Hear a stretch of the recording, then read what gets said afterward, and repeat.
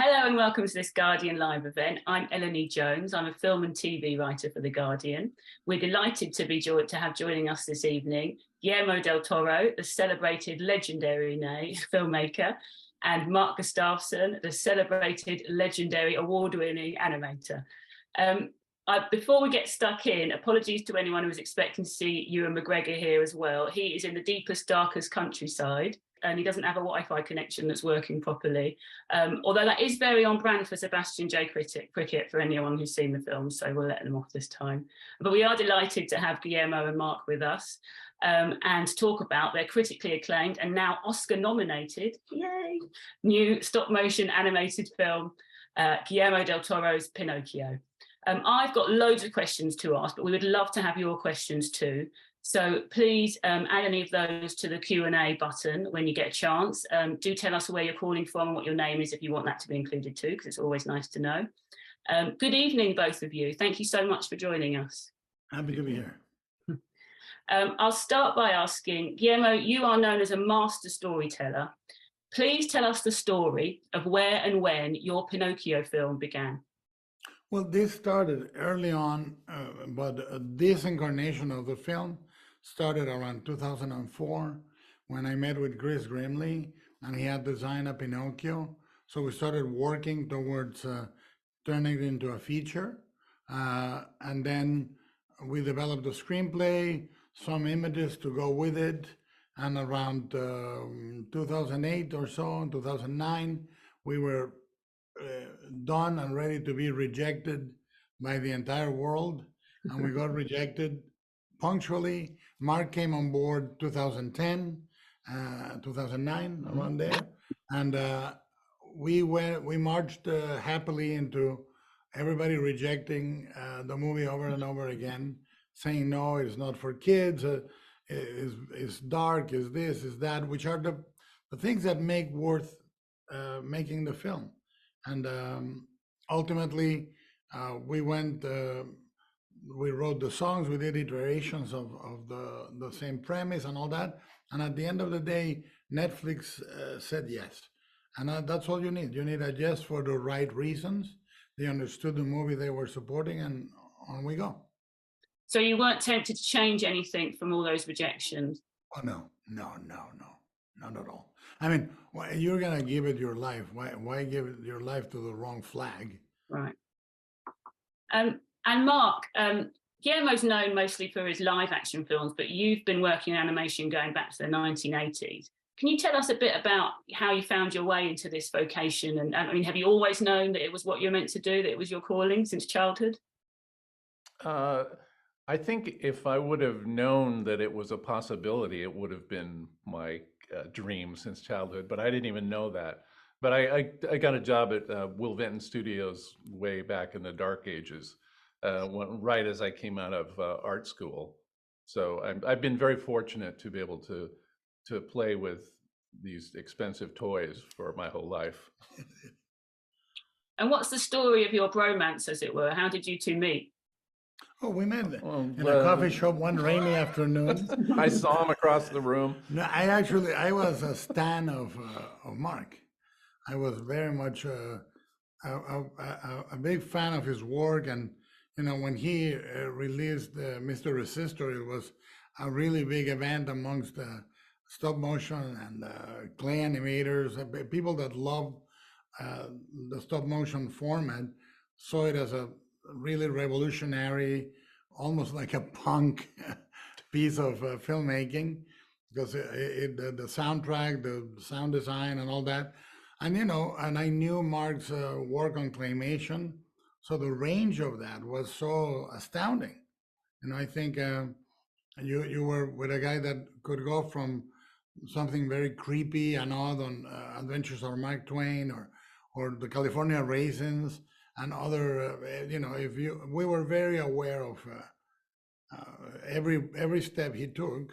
So I contacted him early on in 09 or 10 and said, would you like to come on board to this insane adventure? We thought it was good to have two directors, four eyes into it, and somebody we could spitball and talk about everything, but we never imagined it would be as monumental and brutal and incredibly detailed as it ended up being. It was a very grueling, long process in a beautiful way. Yeah, these things are really, you can't think about them in advance too much, at least the pain that's going to be involved, because it's going to be a lot and for a long time. But we shot for 1,000 days, so fortunately we get along quite well. I could see that. But I mean, all filmmaking is collaboration, but obviously as co-directors, you've taken that to another level. How did you divide the work, and what kind of particular attributes do you admire and value in each other as collaborators? I think once we started the process, we don't divide it except geographically.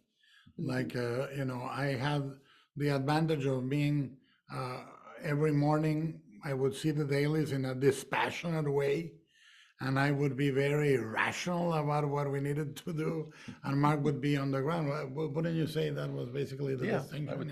Yeah, that's it. So you're rational, Guillermo, and Mark's passionate. Is that the?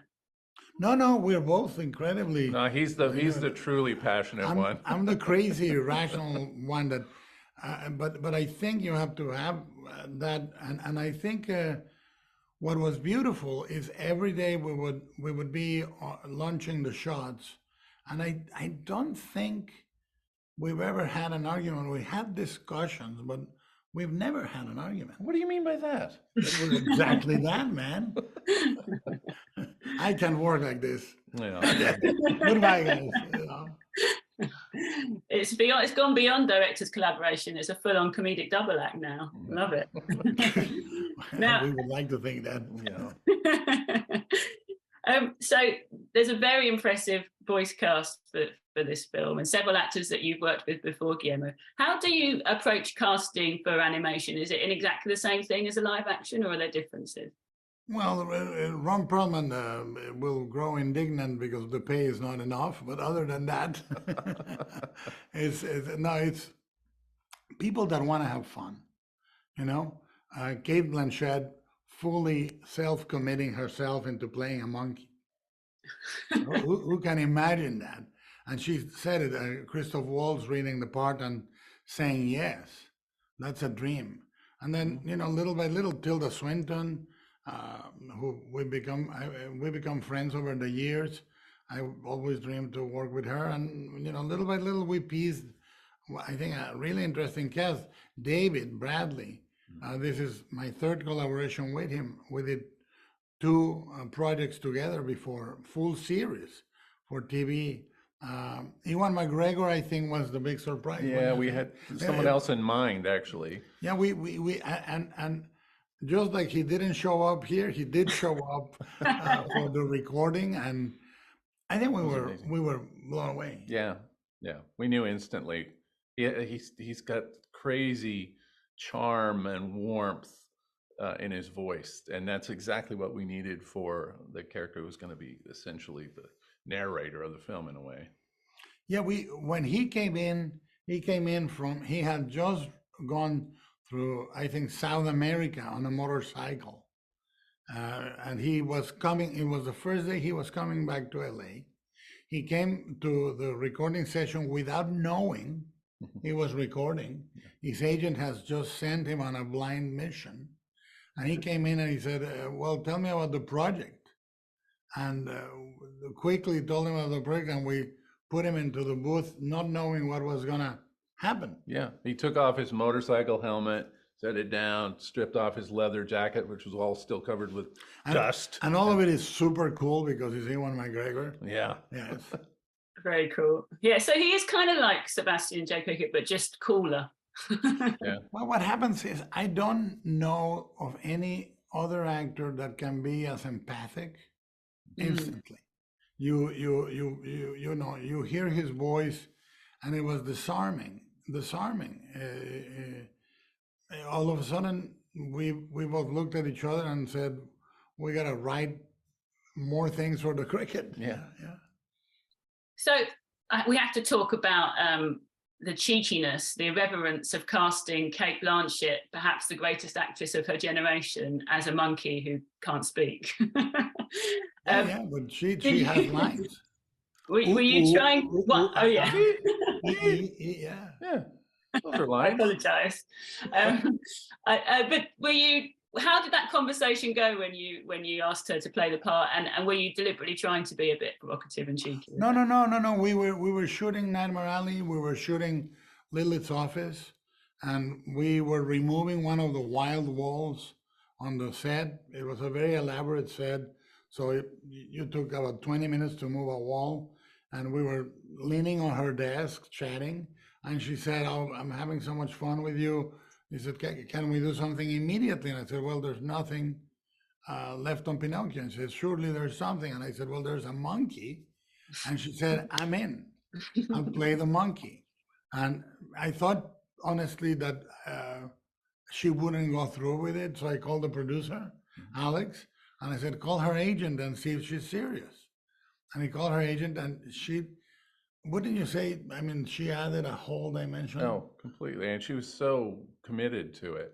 She wanted to record every single scene in the film, like in sequence, so that she really understood where the character was, as opposed to just recording a bunch of, squeaks and squawks that we would all cut together.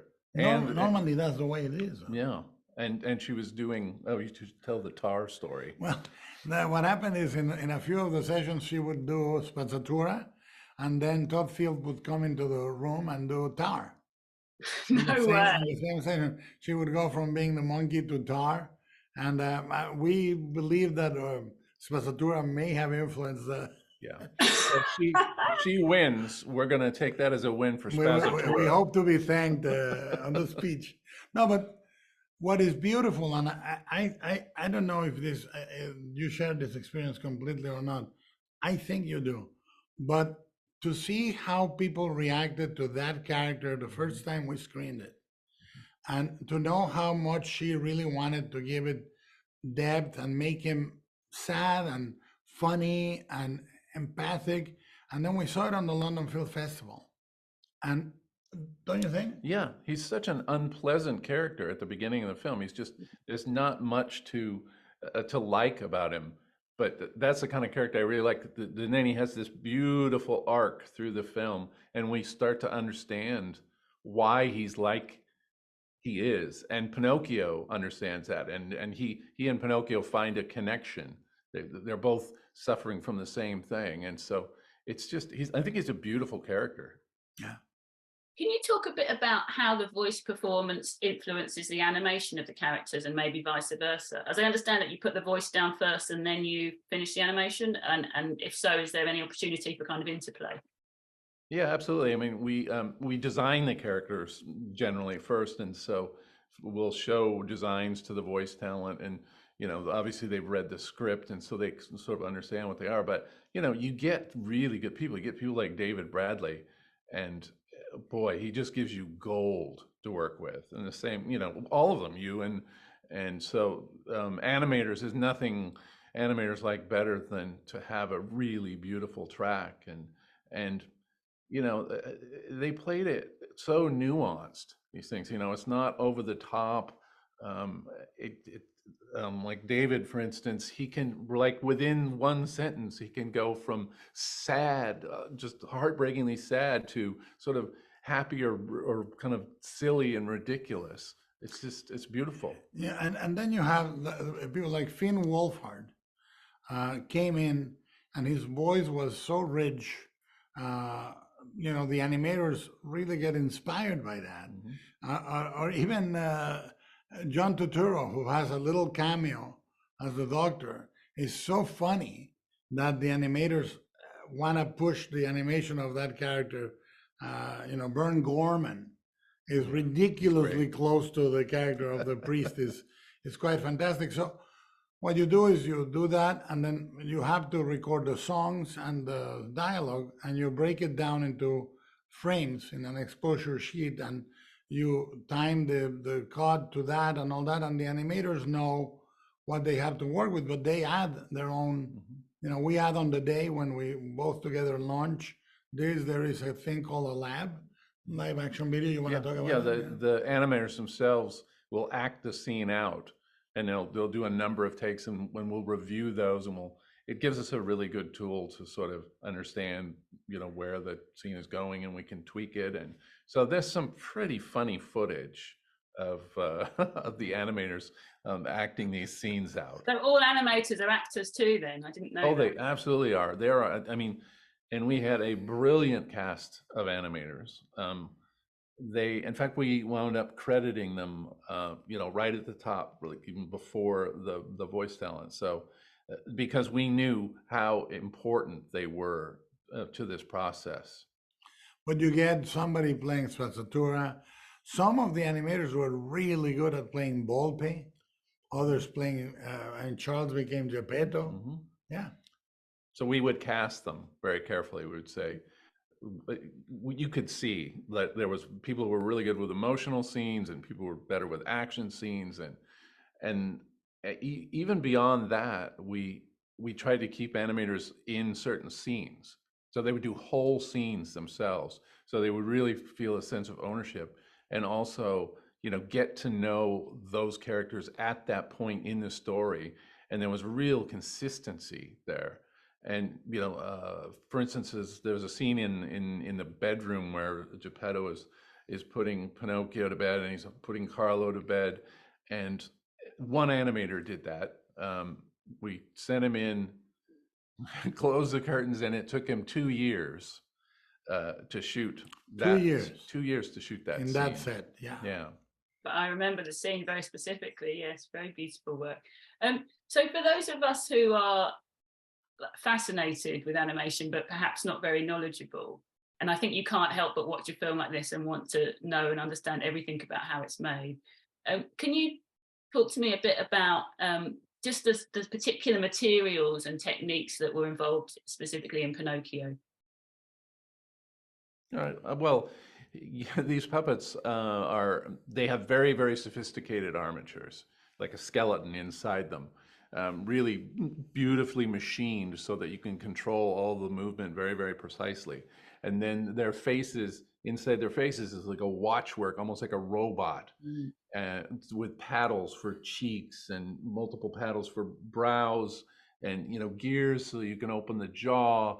And they're incredibly sophisticated. They were most of them were built by McKinnon Saunders, and here in the UK and Manchester, in Manchester, and they're just gorgeous puppets. But then on top of that, they have their skins, which tend to be silicon, and then they're painted, and then they're costumed with scaled fabrics. You have to be very careful. Miniaturized. They're miniaturized, yes, and then they're aged and painted down, and so a puppet will take it can take close to a year to get the design and get the first prototype built. And then once you do that, you start building multiples. Like there's 30 Pinocchios, there's 20 some Geppettos, and you need those because you have 40 at the height of the production. You have 40 animators all working at the same time, and they all need puppets. And that is the mechanical stop motion puppet, which, contrary to the other technique, which is to have printed faces, and we'll talk about it in a second, the mechanical puppet permits the animator to do every sort of permutation, a complete control of the minute micro gestures of the character. He can change the decision on the moment. He can graduate an eyebrow going up or a little tremor, whatever they want. It connects the animator with the puppet. The other is a solution that is this solution is more old school, but super cutting edge application of an old school technique.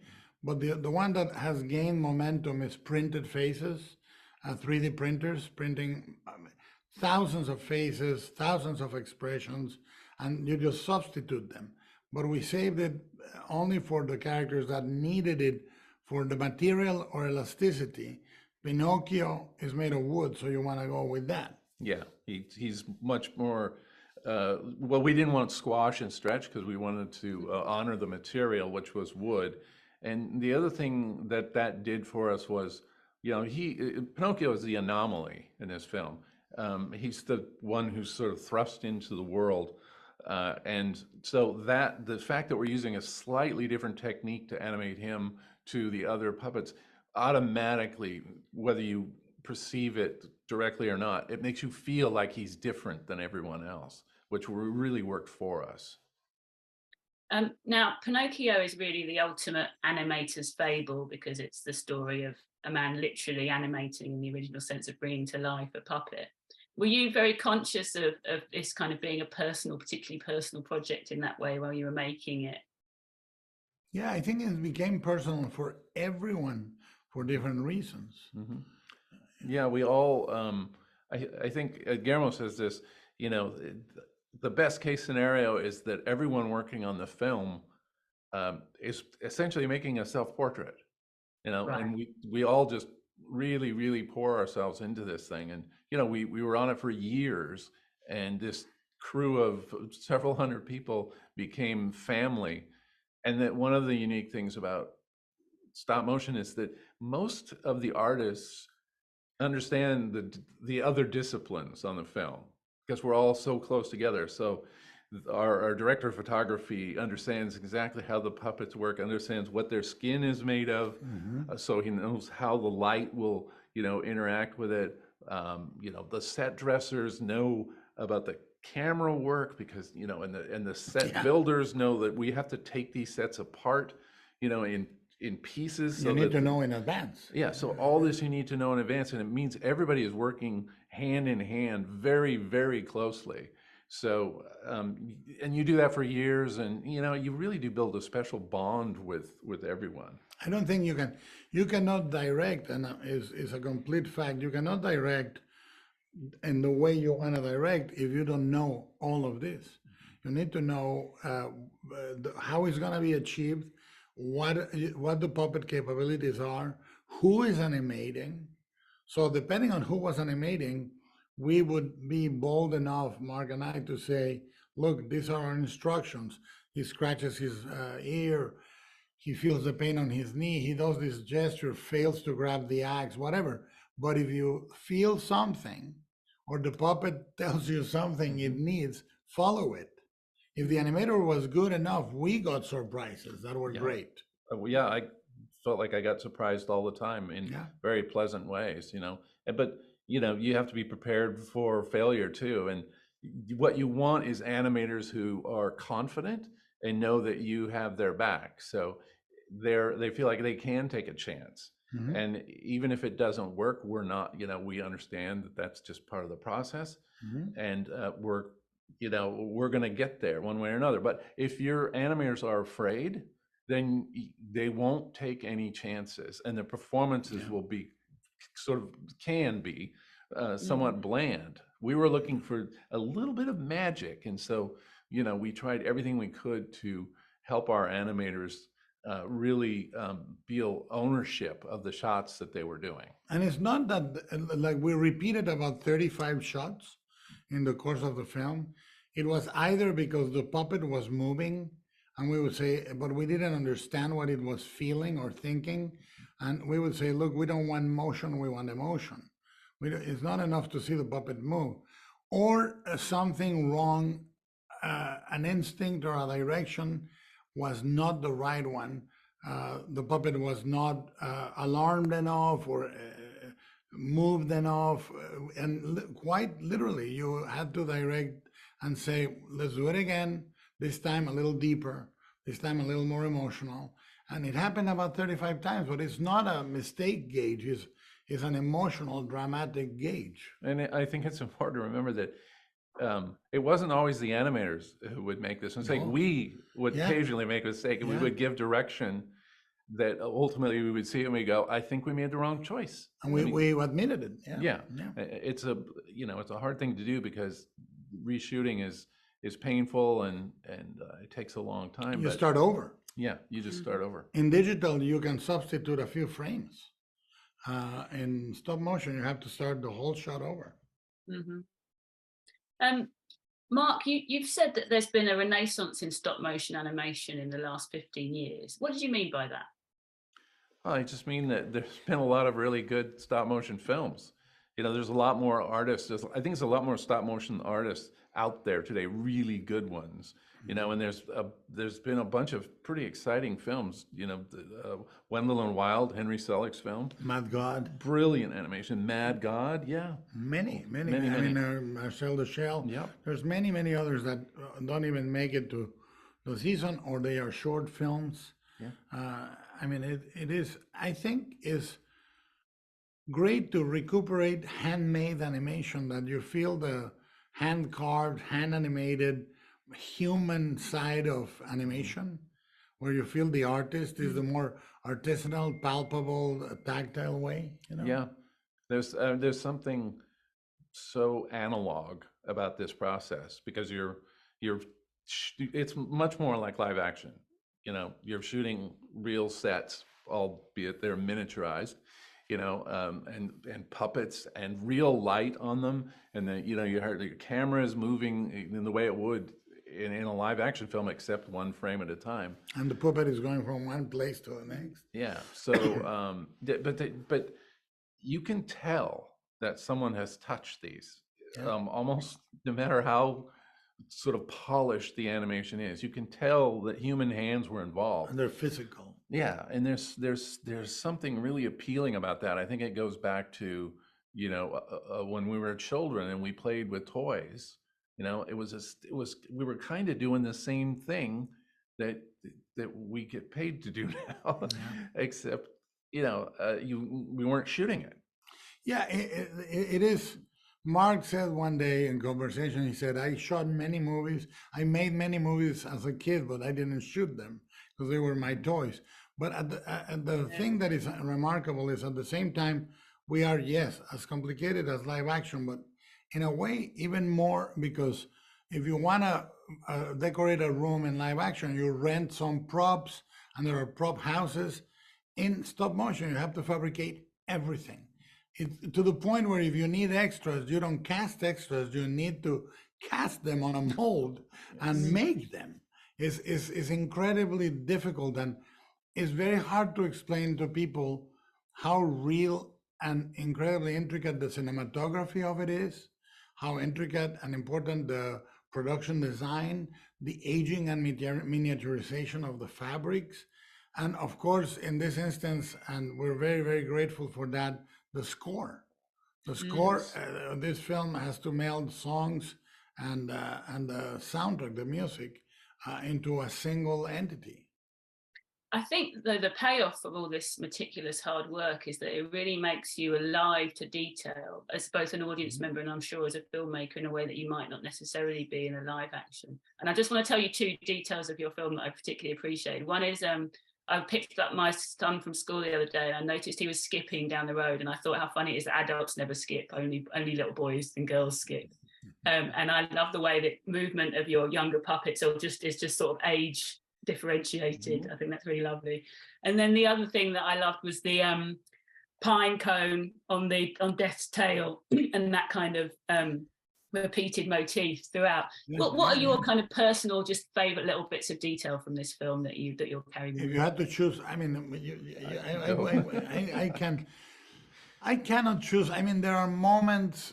One of my favorite moments that the animator came with, because we asked for them to animate unnecessary gestures, so it didn't feel polished, like the animation sometimes can be too efficient.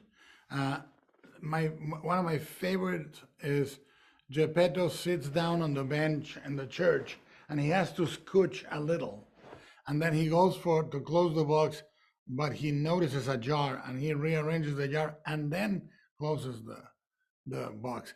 I think it's extraordinary. Like Miyazaki said, animate the ordinary and it'll be extraordinary. And that is one. It's not the one. I think the whole movie is my favorite moment. Would you? No, it's made up of that. The whole film, we're looking for some sort of naturalism, in an incredibly unnatural world. The animation is artificial, all day long. So anything you can get that feels like the truth, or that feels like it just happened, that's just gold. And we looked for that all the time. Great. I've got some questions come through from our audience members. This one's from Brian. How important was it for you that the story of a puppet should be told through the medium of stop frame puppetry? Well, it's exactly why we did it, because we wanted to make a movie about characters that believed they were not puppets, they were real humans, but they were puppets. And the puppet in the story is the only one that behaved freely, unlike the other characters in the film. And it also gets rid of the worst problem you can have on a Pinocchio movie is if Pinocchio feels out of place in a bad way with the rest of the visual language of the film. If all of a sudden a makeup effect or a mechanical puppet or whatever solution feels that it belongs in a different movie, and doing it in stop motion, everything is of a piece. Yeah. What he said. It's true. How has animation as an art, sorry, this is a question from Ethan, sorry not to credit you, Ethan. How has animation as an art form inspired the stories you tell? And do you feel it's an art form that's underutilized or looked down upon in the medium of film? Well, I don't want to seem like a victim, but I do feel like there is a perception of animation that is not right. We are kind of, in some ways, still at the kids' table. I think some people don't understand how complex of a process it is, and that, you know, early animation wasn't done for children. You know, it was done for adults. You can tell mature stories with animation. I mean, this film isn't for children, although children can watch it and have a conversation with their parents. It's just another medium. I think it's fantastically, it has fantastic potential. Just the right people have to get their hands on it, and they have to tell the right kind of stories. But I think the future of animation is unlimited. Yeah. I think that it's a moment of paradoxical bounty, because you've never had a generation of new animators coming up as strong as we have it right now. And an industry that I don't think is making the change yet to accommodate more personal stories and this and that, but it will change. And it's not that all animation must be now adult and serious. No. It's great to create all genres. It's a medium. It's a medium, so you can have many genres. You can have a great science fiction adventure movie. You can have a great adult drama. You can have many. Movies like Intergalactic, for me, in another medium, not stop motion, was fantastic. The Red Turtle, I Lost My Body, etc., etc. There's many beautiful movies as of lately, but it will take a continued effort. My friend Brad Bird, after doing Iron Giant, he told me that his family said, when are you going to make a real movie? When it's one of the great movies of the last couple of decades. You sounded a bit of a rallying cry, in fact, on this topic in your Golden Globes acceptance speech when you said animation is cinema, animation's not a genre for kids, it's a medium. Did you get any kind of feedback or blowback to that? Did anyone? Well, no. The only thing is we have to understand that will allow. Imagine that we are in sort of chefs, and everybody wants, you know, there's a place for every type of food. And right now there is the need to break how homogenized large scale animation can get. But it's not that it's bad or shouldn't exist. Of course it should exist. But I think animators feel it. Most animators, we are misfits that find one avenue of expression, and we love it to pieces. And I say we because I was a bad animator, but I was an animator. I had a company that did it for 10 years, and I was very, very impatient. Very impatient, as Mark may attest. That's one of my many features. Yeah, I was going to say, some people might think of this as a detour for you, but it's not really. Do you see it as a continuation of, your passions in film? Well, I mean, we can go into history. I had a company for 10 years. I spent 8 years at DreamWorks. I have produced The Book of Life, Rise of the Guardians, the entirety of Troll Hunters, Tales of Arcadia, et cetera, et cetera. And as I say, 45 minutes of Pacific Rim was directing animation. But it's okay. It happens with every movie. When I do Crimson Peak, they go, he likes gothic romance. When I do Pacific Rim, the guy that did Pan's Labyrinth likes giant robots. It happens every time. But the great advantage for me, I'm never bored. I'm never bored. One movie to the other, I have a blast. I do a film noir. I love it. And then I do something else. I don't want to be in the same genre every time. Mm-hmm. He doesn't make life easy for himself. Or anyone. Or anyone. I'm interested that you identify as an animator, though. When I was watching the lovely making of documentary that's on Netflix, I did think animators are kind of cool. Everyone that was in the documentary was very kind of coolly dressed and edgy and a bit rebellious. Now they are. I would have been animated. I think the new generation, Not when I was animating. I don't think we fit there. And Mark animated. He hates me saying this. When Mark animated one of the shots of the film, he doesn't want it known. I had not animated in about 20 years, so it was a little frightening.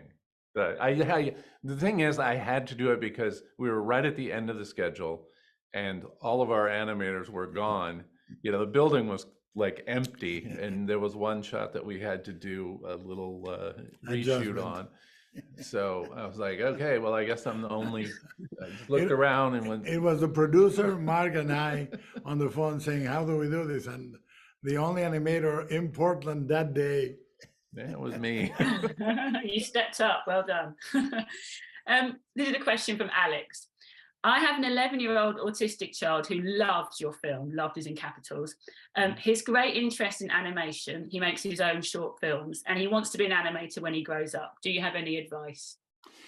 It's beautiful to hear it because there is a visual connectivity that is unique in the ability to phrase and understand the world visually is really, I got one of the most beautiful moments is a parent wrote me about Pacific Rim, and he had an autistic kid, and the kid said, have you noticed how the blue of the childhood of the dress of Mako is the blue of the streak on her hair? And I said, first review. And he then proceeded to hear about all the color coding of the film. I think it is a real great bond that it can be used to share an experience together. Animation is for every one of us. Animation is not verbal. Is a pure form of communion. Yeah, I think there might be, I would just encourage him to animate. I think there's something therapeutic, and there's animators are in general quiet and reserved. This is the way. It's a form of expression for them. It allows them to get things out that they can't get out any other way, or maybe they're too shy, which makes me think that maybe that it would be an ideal, it's almost a therapeutic experience. So that's really interesting to hear. And I love what you said earlier about how even as a child you were animating, you just weren't always filming it. Yeah. Maybe he's animating already. Well, I think that I'm not alone in that. I think all kids, you're telling stories in your head, and you see it very, very much more vividly when you're a child, when you're playing with your toys, and it's more real to you. When you've got your dolls and you've got this, and they're real stakes. And then, you get a little bit older and you lose that. Yeah. I've got an art history question for you here. This is from Michael.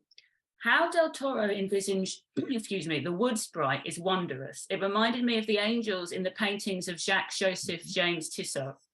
particularly his Annunciation, 1886. Is this a coincidence, or did Tissot influence Del Toro's imagining? No, I like Tissot. I do like him. And I like all pre-Raphaelites. I like the symbolists. I like Odilon Redon, who also uses feathers with eyes, you know, and that's one of his main symbols. I utilize a very, very varied vocabulary that I get from the history of art. And I have a very good dialogue with art directors, production designers through that. And mainly, you know, in Judeo-Christian art and Mesopotamian art, the wings are carved in a certain way on the Mesopotamian sculpture. So we wanted to give it a pagan slash more than natural, uncanny, cosmic feeling to those figures. So we made the wings like that. And then, you know, there are arrangements of wings that are different in seraphims, cherubs, archangels. And in many of those cases, each of the feathers has an eye representing a human soul, or you know, depending on the culture. In Mexican culture, the seraphims have 6 wings and have eyes in every feather. And there's a little bit of a chimera that is very Mexican on death. And then when we were planning this, the way to sort of echo the pine cone was in the tail of death, but the way to echo the 2 sisters was in the silver mask. They are both emotionless, but it tells you they're not natural. The metal mask tells you these are not natural beings. And funny, I don't think we thought about Mark Twain, but you have a character with a mask. Yeah, Mark Twain. Yeah, there's the Mysterious Stranger, I think is his name. But yeah, he doesn't even have a head in that. He literally is just holding a mask in the air with no head. And it's very unnerving, because I think, and this worked for us in the film, we look at people's faces, we look at their eyes to get any kind of cue. It's like, are they telling the truth? Are they, you know, are they being sincere? And when none of that information exists, it really, you're back on your heels. Yeah, it's supernatural. And then the voice and the text that Tilda Swinton delivers shows a more compassionate death and all that. But we were watching a clip today on the BFI of Talos, and I just had a little, I went, oh my God, the Talos's face is a mask. You know, I'd forgotten that. And that's what makes him so terrifying. Yeah. Because he does, even when Harryhausen wants to show him feeling pain, he does a gesture with his hands, like almost like John Barrymore in Dr. Jekyll and Mr. Hyde. Oh, you know, but he doesn't change his face. It stays unflappable. And that's what death and life are, unflappable in the face of human plight. Yeah. And then there's that fascinating contrast with Pinocchio, of course, because though he is made of wood, he's got this nose that tells you exactly what he's that tells exactly what he.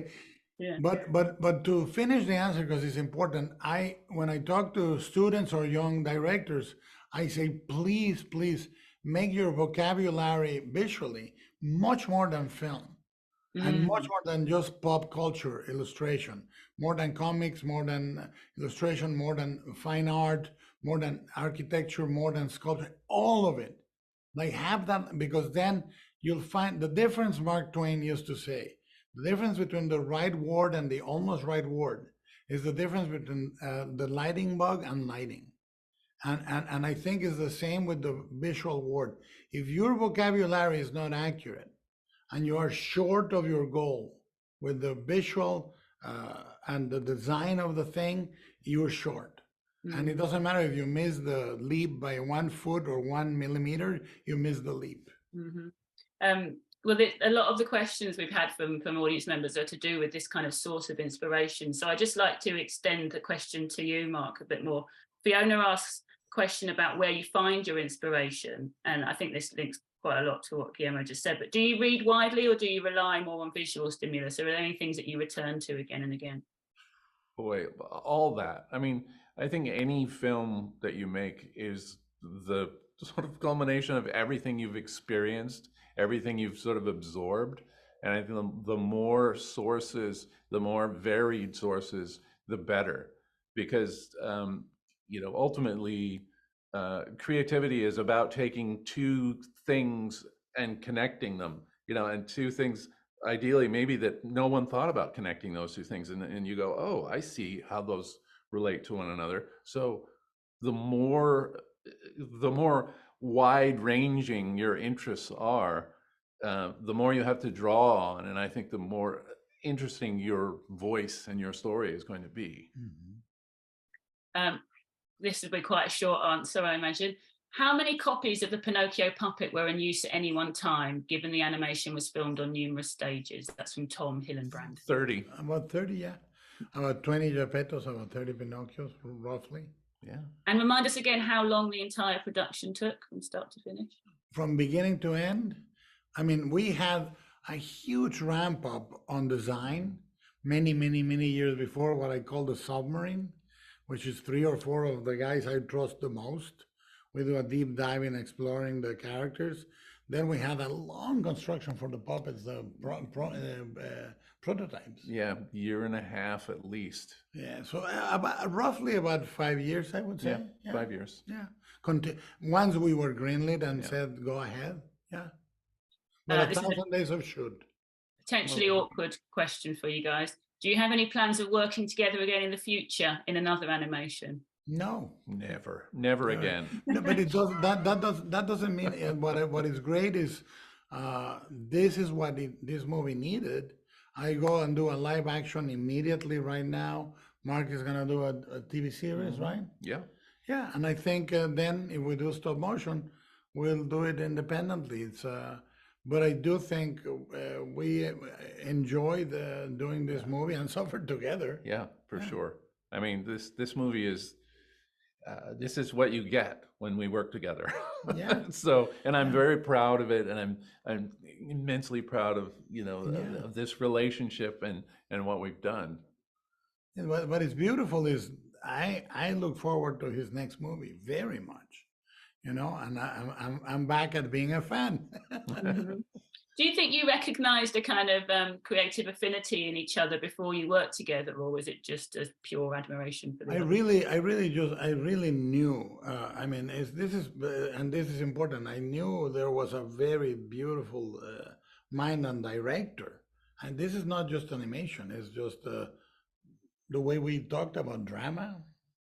Yeah, I mean, I never in a million years imagined that I would get a phone call from Guillermo del Toro asking me to work on a project with him. So, I mean, obviously it was a surprise, but it was also, you hung up on me. I did. I hung up on him several times. I go, no, this is not Guillermo.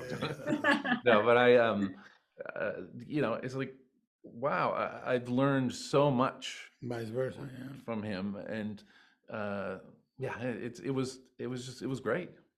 And the beautiful thing for me is, I think that it became very quickly a 3-legged race, very quickly, and I really loved knowing that if I left, it is like double filter. If one filter let something go, the other one would catch it. Yeah, and I think that's the only way you get across the finish line. Yeah. With a film like this. And that, it was great for me because I never had to explain anything about animation to Guillermo. I came with already all that knowledge. And when you're doing something like this, and this is true of the other crew members as well, I don't want to have to explain something to people that they should already know, then you're wasting time. It's great to just have people who know, and then you can go to the next step, which is figuring out here's what we're going to do.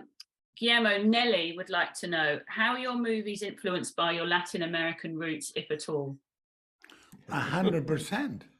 I mean, 100%, because look, every solution to a problem, your entire upbringing, your culture, your music, everything is the sense of melodrama that it is prevalent in Mexico, that I am incredibly sensible about pain, people's emotional pain, and I'm very attentive to that.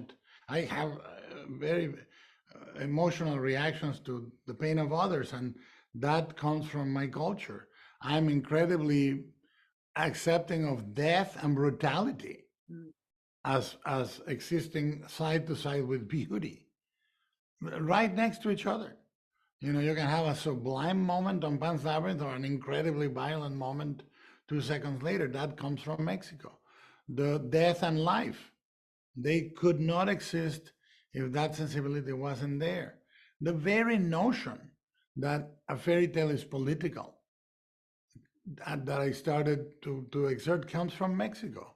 The fact that all of that, I think that we joke that we're a Swede and a Mexican three-legged racing together, but I think your Swedishness is in every action you take. Do you feel that, Mark, that your Swedishness is in your work? You dance like a Swede. I dance like a Swede. That's how it's in. Yeah. I dance like a Mexican. No, I think that there's an element of that for sure.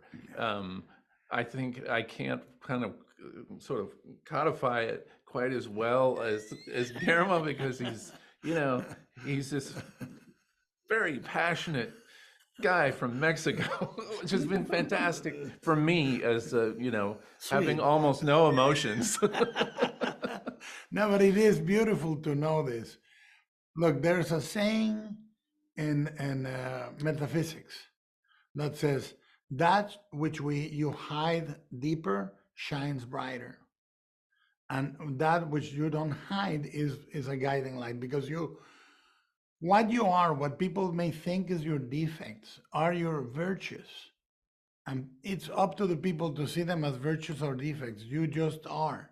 And being from a country loving a certain side of life, whatever makes you contains the virtues and the defects that if you shake them, they're the same thing. Mm-hmm. So you are what you do, period. I love Mexican food, let me just say that. And I like Swedish meatballs. Every time I go to IKEA, I go. It's a match made in heaven once again, on so many levels. It just works, doesn't it? What's this person's name? Someone's asking you to get out your crystal balls. I'm trying to find them. Well, wait. Yes, this is Jennifer. Jennifer's asking you to get out your crystal ball and tell us, what is the future of cinema in your view? How will we as an audience be experiencing movies in 10 years' time? And how will you as creators be making movies? Who's asking? Who knows?